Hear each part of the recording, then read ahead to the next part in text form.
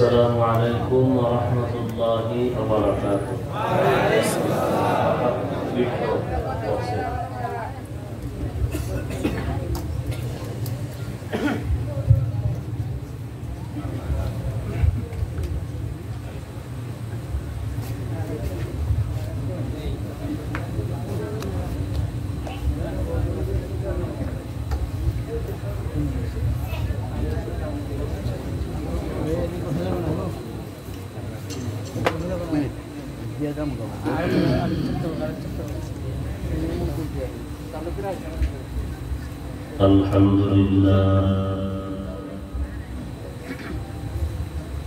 Alhamdulillah alladzi ja'ala asy-syamsa wal qamara bi husban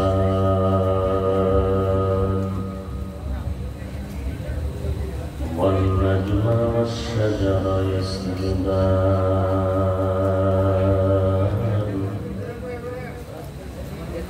wa faddala zamanan ala zaman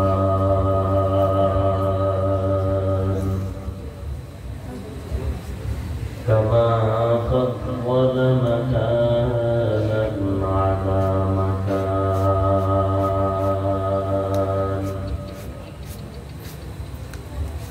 وإنسانا على إنسان ونشهد أن لا إله الله وحده لا شريك له لا ضد له ولا ند له ولا مثل له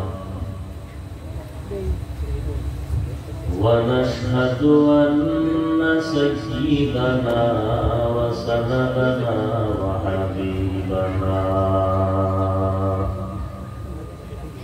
وحبيب ربنا وطبيبنا وطبيب قلوبنا ومولانا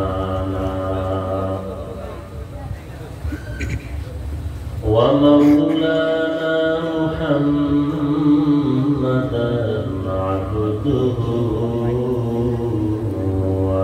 ورسوله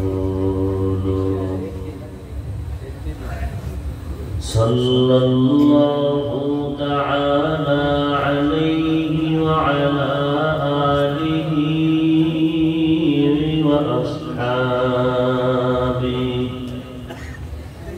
وأصحابه وبارك وسلم تسليما كثيرا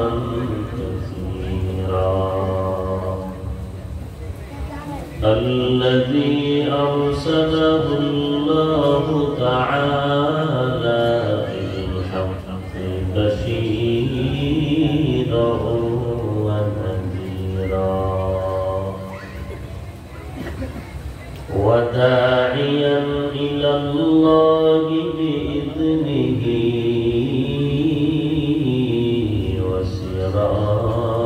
وسراجا منيرا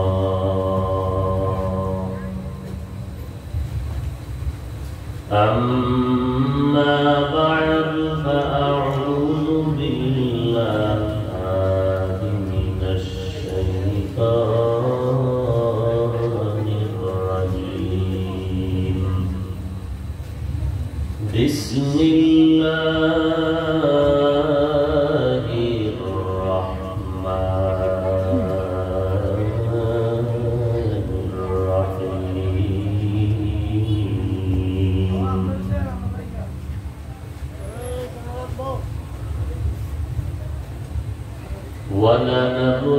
ولنبلونكم بشيء من الخوف والجوع ونقص من الأموال والأنفس والثمرات وبشر الصابرين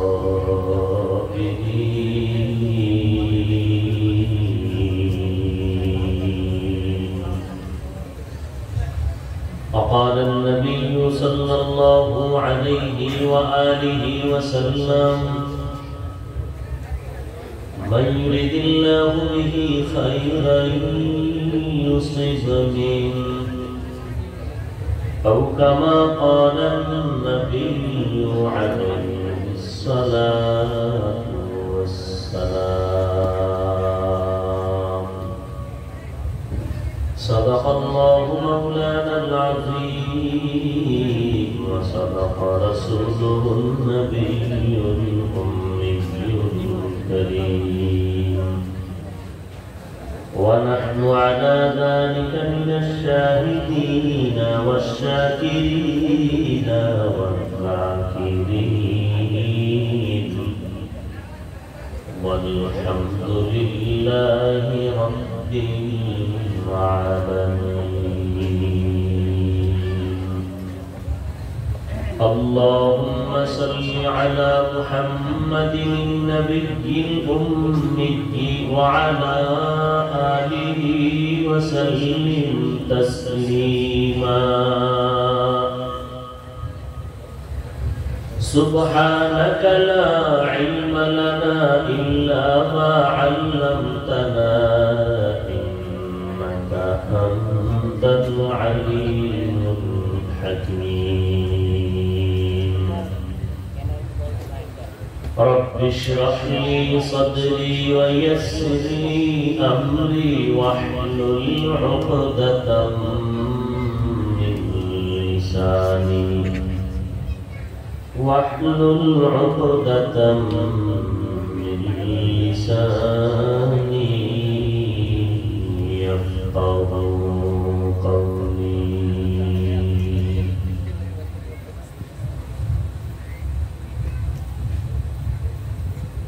सूरज ने दिया अपनी शुआओं को ये पैगाम, सूरज ने दिया अपनी शुआओं को ये पैगाम। दुनिया है अजब चीज को भी सुबह को भी शाम, दुनिया है अजब चीज को भी सुबह को भी शाम। दुनिया में हो दुनिया का तलवार नहीं हो, दुनिया में हो दुनिया का तलवार नहीं हो। बाजार से गुजरो खरीदार नहीं हो, बाजार से गुजरो खरीदार नहीं हो। उल्फत में बराबर के वफा हो के जफा हो, उल्फत में बराबर के वफा हो के जफा हो। हर चीज में लज्जत है अगर दिल में वसा हो, हर चीज में लज्जत है अगर दिल में वसा हो।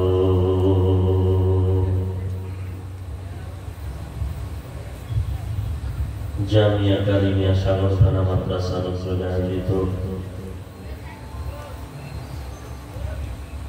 अल्लामा सैयद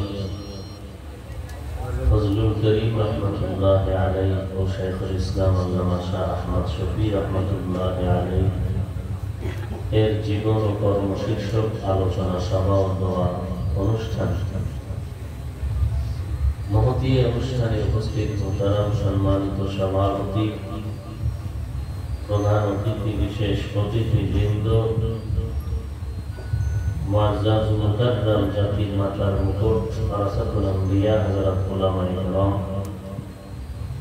दूर दूरांत থেকে আগত অধ্যাপকের আশিকিন, যাকিরিন, শাকিরিন, মুহিব্বিন, মুরিদিন একরাম, কলিজার টুকরা আমার সমবয়সী যুবক বন্ধুগণ, স্নেহের ছোট ভাই, পর্দার আড়ালে অবস্থানরত শ্রদ্ধেয় সম্মানিত মা ও বোনেরা, রব্বুল আলামিনের দরবারে লাখো কোটি শুকর ও সুজুদ যে মহান রব্বুল আলামিনের ফিতনার জামানায় কোরআন ও সুন্নাহর ভিত্তিতে সহিহ তরিকায় কিছু কথা বলার জন্য, শুনবার জন্য আমাদেরকে এই সুন্দর পরিবেশে, বেহেশতের বাগানে, দোয়ার এই মজলিসে কবুল করেছেন। নিয়ামতের শুকর আদায় করি, আলহামদুলিল্লাহ। মোবাইলের লাইট বন্ধ রাখেন সবাই। লক্ষ কোটি দরুদ ও সালাম সৈয়দুল মুরসালিন, রাহমাতুল লিল আলামিন, শফিউল মুজনিবিন, খাতামুন নবিয়্যিন হযরত মুহাম্মদুর রাসূলুল্লাহ সাল্লাল্লাহু আলাইহি ওয়া আলিহি ওয়াসাল্লামের উপর। গতানুগতিক ওয়াজ মাহফিলের প্যান্ডেল নয়,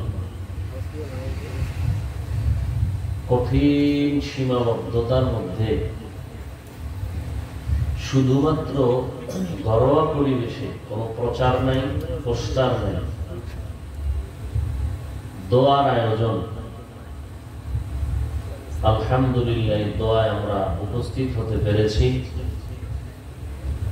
কারণ এমন এক কঠিন পরিস্থিতিতে আজ আমরা অবতীর্ণ হয়েছি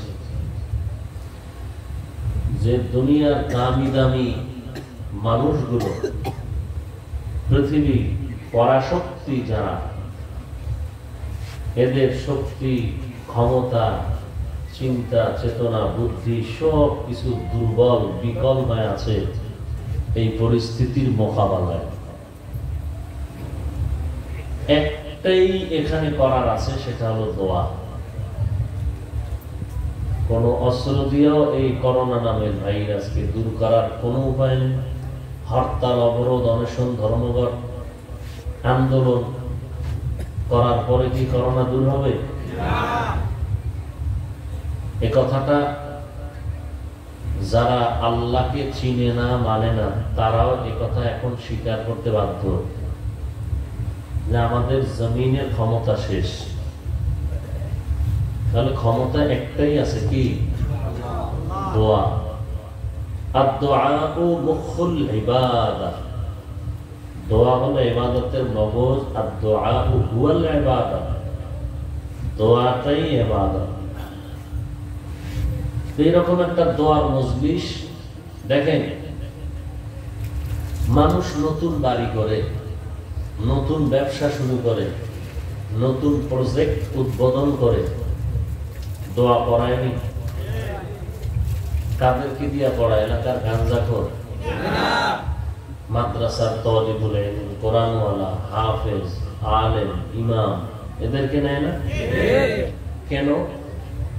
মানুষ মনে করে কোরআনওয়ালা এরা যদি একটু দোয়া করে বরকত হবে। কথা ঠিক না? তাহলে নতুন বাড়ি, নতুন নতুন কিছু কাজ করার জন্য মানুষ বরকতের জন্য দোয়া করায়। এরকম একটা দোয়ার মাহফিল ঘরে ঘরে হওয়া উচিত ছিল, কারণ প্রত্যেকটা ঘরেই তো অসুস্থ রোগী, প্রত্যেকটা ঘরে কম বেশি অসুস্থতা আছে। মাথা ব্যথা, জ্বর, শরীর দুর্বল, কেউ না কেউ অসুস্থ, কারো আত্মীয়, কারো ভাই, কারো প্রতিবেশী। তো ঘরে ঘরে দোয়া করানো উচিত।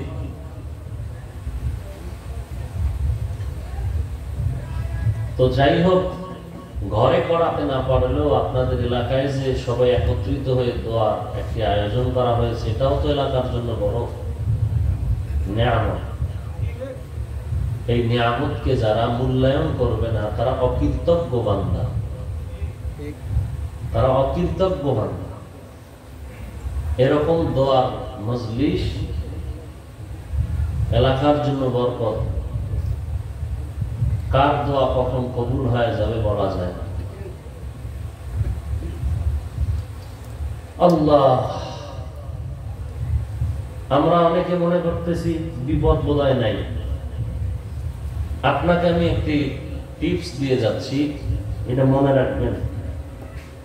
জাহারাল ফাসাদু ফিল বাররি ওয়াল বাহরি বিমা কাসাবাত আইদিন নাস। এটা একটু চাপা দিকে ঘুরায় দেন, বাস। বিপদ আপদ স্থলে আর পানিতে যেখানেই যা হোক, বিমা কাসাবাত আইদিন নাস, মানুষের হাতের কামাই করা, অর্থাৎ আমাদের জীবনের গুনাহের প্রতিফল। কথাটা বুঝাইতে পারছি? মানুষ কিন্তু টুকটাক অপরাধ করে, ইচ্ছায় হোক আর অনিচ্ছায় হোক, পার পেয়ে যাচ্ছে, পার পেয়ে যাচ্ছে, পার পেয়ে যাচ্ছে। ধরাই পড়ে না, ধরাই পড়ে না। আল্লাহ পাক বলেন একটা সীমাবদ্ধতা দিয়েছে, এর সীমাটা যখন অতিক্রম হবে মরার আগেই তোর বিচার শুরু হবে দুনিয়ায়। তাহলে আমাদের গুনার সীমা অতিক্রম হয়েছে, যে কারণে বিপদ দুনিয়াতেই ধরে ফেলেছে। যেগুলো আমি একটা একটা বিবরণ দিলে সারা রাত চলে যাবে, তাও আমার বলার দরকার নেই। আপনারা সচেতন মানুষ, কান চোখ খোলা আছে, সব জানেন কি পরিমাণ অপরাধ চলতেছে আমাদের ঘরে বাহিরে, মোবাইলের মাধ্যমে। এগুলো ভাষা দিয়ে বোঝানোর কোনো সুযোগ নেই। অতএব আমি আজকে বলে যাই, যেই গুনাহের কারণে আজ এই মহামারী পৃথিবীতে, এই গুনাহ যতদিন না ছাড়বো ততদিন মনে রাখবেন এই বিপদ যাবে না। এখন আপনি নিজের গুনার দিকে তাকায় হিসাব করেন, যদি গুনাহ ছাড়তে পারেন তো ইনশাআল্লাহ আশা করা যায় বিপদ আপনাকে গ্রাস করবে না। আর যদি দেখেন না, আগেও যেমন দাড়ি কাটতাম এখনো কাটি, আগেও নামাজ পড়ি না এখনো পড়ি না, এই মহামারীর আগেও ক্রাম টাচ জুয়া মদ পান করতাম এখনো করি, এই করোনা এই মহামারীর আগে ক্রাম বোর্ড খেলতাম, তাস খেলতাম, অপরাধের উপর অপরাধ করতাম এখনো করি, তাহলে আপনার কোনো সুযোগ নাই এই কথা ভাবার যে বিপদ নাই। বরং আপনার দৈনন্দিন সেকেন্ডে সেকেন্ডে আপনার খুব বিদায় নিয়ে হিসাব নিয়ে চলতে হবে যে কখন আপনাকে আজরাইল আক্রমণ করে। কত যুবক চলে গেল, মায়ের সামনে সন্তান চলে গেল। মরণটা কেমন, যে মা মরে গেছে সন্তান কাছে যায় না, সন্তান মরে গেছে পিতা মাতা কাছে যায় না, জানাজায় লোক নাই, নিজের থেকে দরজা আটকায় ভেতরে আছে, ভেতর বাহিরে বের হয় না, আক্রান্ত হবে। কেমন মরণ, কেমন জানাজা, যা কোনোদিন কল্পনা করেনি পৃথিবীর শুরুর মানুষেরাও। আমরা তো দূরের কথা, ব্যবসা বন্ধ, চাকরি বন্ধ, সবকিছু বন্ধ, কঠিন এই পরিস্থিতি। লাশ রাস্তায় ফালায় গেছে, কেউ কাছে যায় না। করোনার ভয়ে আক্রান্ত হতে পারি।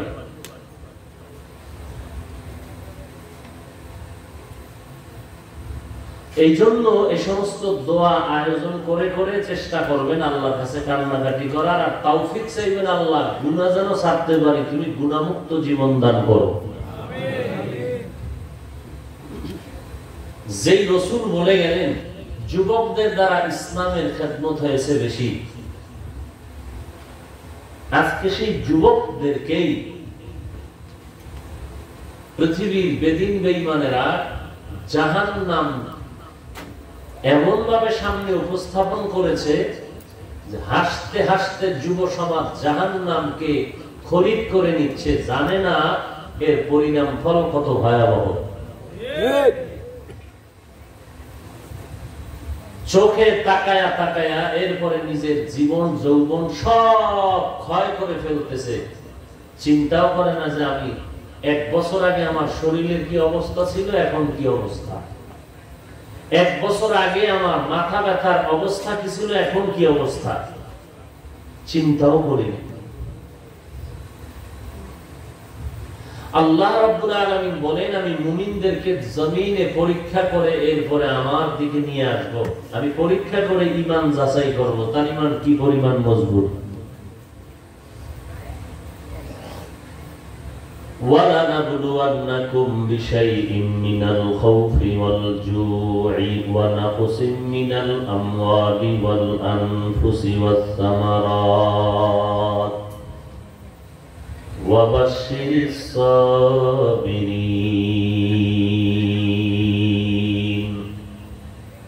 আল্লাহ বলেন, অবশ্যই আমি মুমিনকে পরীক্ষা করব বিভিন্ন ভাবে। আযাবের ভয় দিয়া, এই মহামারী একটা ভয়, এই ভয়কে পেয়ে তুমি কি আল্লাহকে ফিরে আসো নাকি আল্লাহকে ভুলে যাও? বেঈমানদের পক্ষ থেকে তোমার উপরে ভয়, নামাজ পড়লে তোমাকে শাস্তি দেওয়া হবে, চাকরি বন্ধ করে দেওয়া হবে, দাড়ি রাখলে চাকরি থাকবে না। বহু যুবক এসে বলতেছে দাড়ি রেখেছি এখন চাকরি থাকবে না, এই আওয়াজ। এখন কি করব, দাড়ি কাটবো না চাকরি রাখবো? আমি বললাম তোমার মন কি বলে? বলে আমার তো জীবন ও দাড়িতে আমি আঘাত করবো না। তো সিদ্ধান্ত তুমি নাও, আল্লাহর কাছে পানা চাও। রিজিকের মালিক চাকরি না, ব্যবসা না। সকালবেলা একটা উড়ন্ত পাখি খোলা আকাশে উঠতে থাকে, সন্ধ্যাবেলা নিজের পেট ভরে বাচ্চার খানা নিয়ে বাসায় হাজির। রিজিক কে দিলেন? আল্লাহ। গর্তের পিপিলিকা না খায় আছে? কে রিজিক দিচ্ছেন? আল্লাহ। নদীর ভিতরে বড় বড় বড় বড় মাছ, একটা তিমি মাছ, নীল তিমি।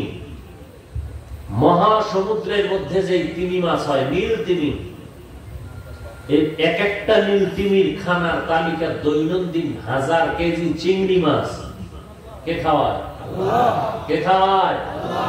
সে আল্লাহ আপনাকে খাওয়াইতে পারবে না? ওরা তো দামি না, আল্লাহর কাছে দামি তো আমরা মানুষ, আবার আমরা আখিরি নবীর উম্মত। তো আমরা রিজিক পাবো না কেন? আমরা সর্বোচ্চ সম্মানের রিজিক পাবো, কারণ আমরা সর্বোচ্চ সম্মানিত ব্যক্তি নবীজির উম্মত। তার পাগলামি কি আছে? ওই রিজিকের পিছনে দৌড়াইয়া কি লাভ? যেই রিজিক দৌড়াইতে গিয়া যৌবন যাবে, জীবন যাবে, মরণ হইতে পারে, নিজে খাইতেও পারবে না। তার ওই রিজিকের পেছনে দৌড়াইয়া কি লাভ? বাড়ি করলেন, গাড়ি করলেন, সব করলেন। এক সময় বেতন ছিল মাত্র 700 টাকা, 1000 টাকা। মনে চাইতো ইলিশ মাছ দিয়ে খানা খাবো, মনে চাইতো ওই নদীর পদ্মার ইলিশ, আপনাদের এই হোমনা তিতাস নদীতে দামি দামি মাছ, মেঘনা নদীতে মাছ, চোখে দেখতো বড় লোকেরা খায়, নিজেরা খেতে পারে না, মন চাইছিল। এখন আল্লাহ আশা পূরণের জন্য বান্দা কষ্ট করেছে, করতে করতেই 1000 থেকে চাকরি বেতনের স্কেল বেড়ে বেড়ে এখন 20-30,000 টাকা। এখন ইলিশ কেন, দামি দামি মাছ, সব ডাইনিং টেবিলে রেডি। খাওয়ার আর শখ নাই, খাওয়ার আর কি নাই?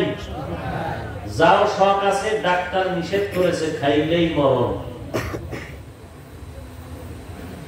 ওই বাড়ির পেছনে আপনার জীবন যৌবন ব্যয় করে কি লাভ? এই বাড়িতে ঘুমাতে পারবেন না আরামে। মোটামুটি 5 তলা বা গ্রাম এলাকায় 2-3 তলা বিল্ডিং করেছেন, ডুপ্লেক্স করার পরে ছেলেটারে বিয়ে করাইছেন নতুন বাড়ি। তো বাড়ি করতে করতে গেছেন বুড়া, ছেলের বিয়ে টিয়া করানোর পর বউ পাইয়া এমন অবস্থা যে এখন এই ছেলের বউ আপনাকে এত জ্বালাতন করে, আপনার ছেলেটাকে আপনার থেকে আন্তরিকতার দূরত্ব সৃষ্টি করেছে। এখন আপনি খানা খাইতে গেলেও শান্তি নাই, ঘুমেও শান্তি নেই, ছেলের টেনশন। এরপরে আল্লাহ না করুন মরে গেলে তো আর এই ঘর শেষ। কার জন্য এই সুন্দর বিল্ডিং বানাইলেন? আপনার ছেলের জন্য। ছেলে কি করবে? ছেলে তো তার দুনিয়ার এই রং তামাশায় পড়ে আপনার মরার পরে অপরাধ করবে, আর এর অংশ কবরে যাবে, আপনি জাহান্নামের আগুনে জ্বলবেন। জীবনের কামাই এটাই। আর এ সমস্ত মাদ্রাসায় যারা পড়ে, গরিবের সন্তান, বাবাই রিকশা চালক, ভ্যান চালক, মাছ ধরে, ওই কষ্ট করে টাকা দিয়ে মাদ্রাসায় পড়াচ্ছে। মাদ্রাসায় পড়ার পরে হাফেজে কোরআন হয়েছে, 70টা দেশ নিয়ে পরীক্ষা প্রতিযোগিতা হয়েছে। এই হোমনা এলাকার একটা ছেলে গিয়া সেখানে কোরআন তেলাওয়াত করে ফার্স্ট হয়েছে। 70টা দেশের মধ্যে 1 নাম্বার পুরস্কার নিয়ে হাজির হয়ে গেল এক রিকশা ড্রাইভারের সন্তান। আল্লাহ বলেন, রাসূল বলেন, এই কোরআনওয়ালার এত দাম যে দুনিয়াতেই সম্মান না, কিয়ামতের দিন চূড়ান্ত জাহান্নামী যারা এইরকম বেছে বেছে জাহান্নামী অপরাধীদের 10 জনকে জান্নাতে নিয়ে যাবে সুপারিশ করে।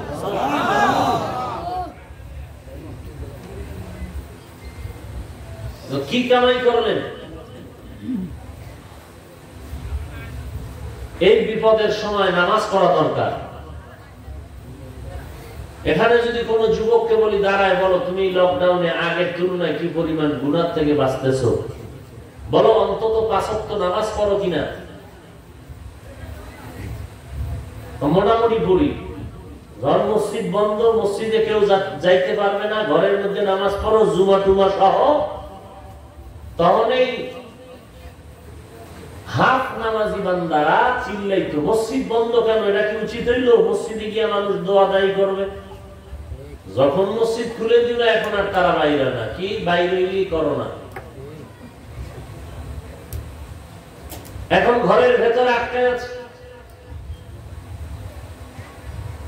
এইগুলো আমাদের হাল।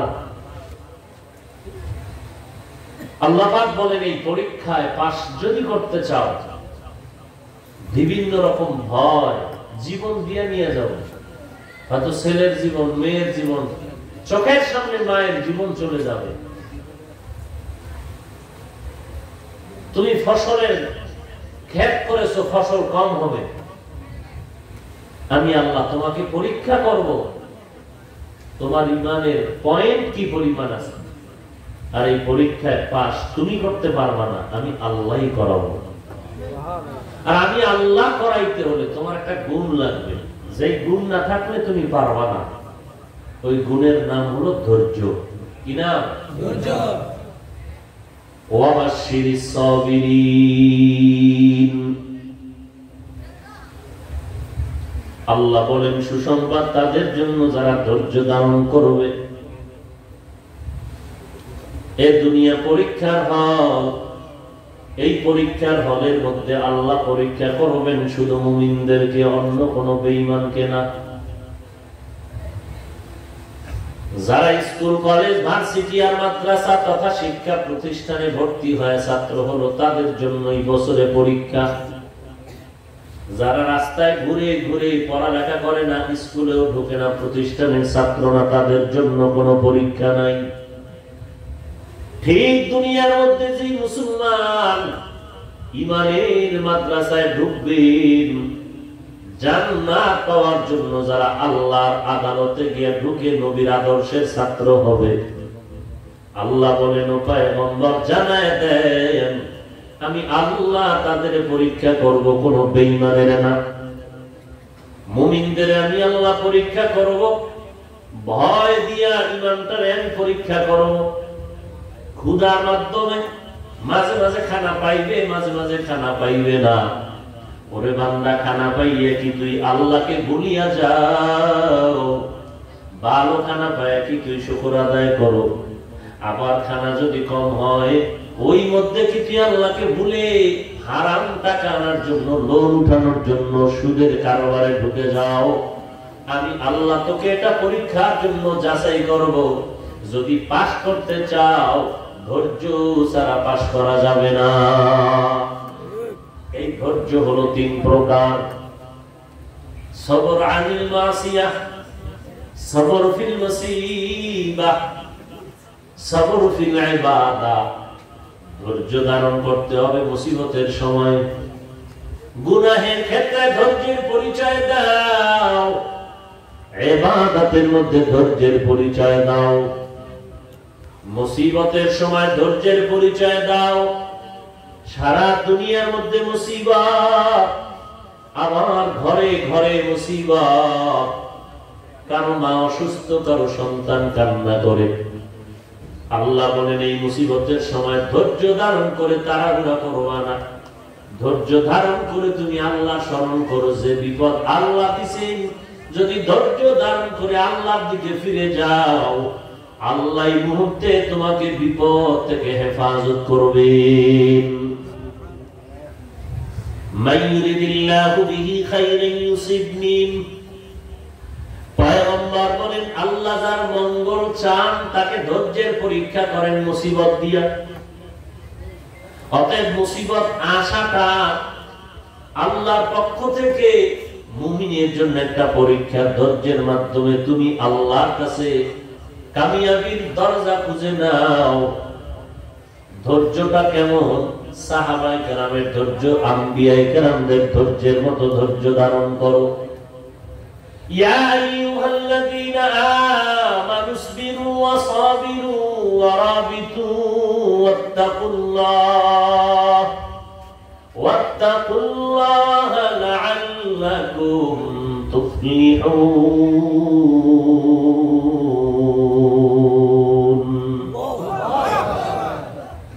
ধৈর্য ধারণ করো, ধৈর্যের উপরে মজবুত হয়ে চলো। ধৈর্য ধারণকারীর সাথেই তো আল্লাহ আছেন, আর কিসের ভয়? আল্লাহ যদি কারো সাথে থাকেন তার কোনো ভয় নাই, দুনিয়াতেও কোনো চিন্তা নাই, পরকালেও কোনো পেরেশানি নাই। বিনা হিসাবে আল্লাহ তাকে জান্নাত দিয়ে দিবে।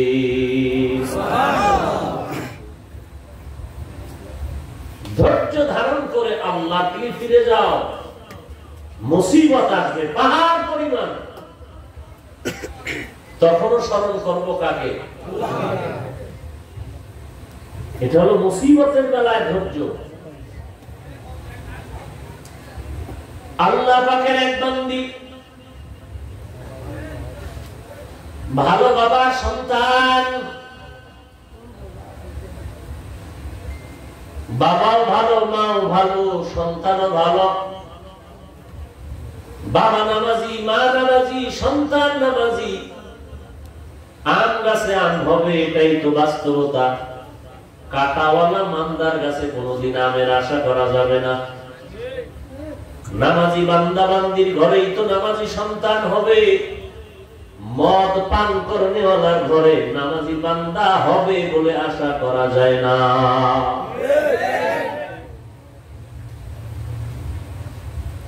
আল্লাহর বান্দি, ভালো বাবার সন্তান, বিবাহের পরে স্বামীর ঘরে আসছেন।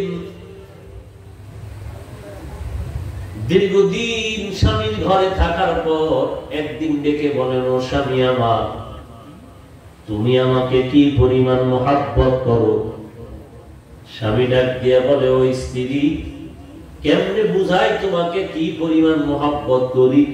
এক কথায় জানায় দিলাম, তুমি আমার জীবনের সবকিছু, তুমি ছাড়া আমার কেউ নাই, তুমি আমার সব।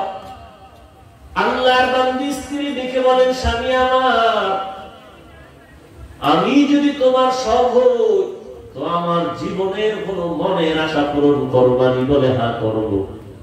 বলে কি পরিমাণ? বলে বলতে দেরি হবে, তুমি যা চাইবা তার থেকে বেশি পূরণ করব।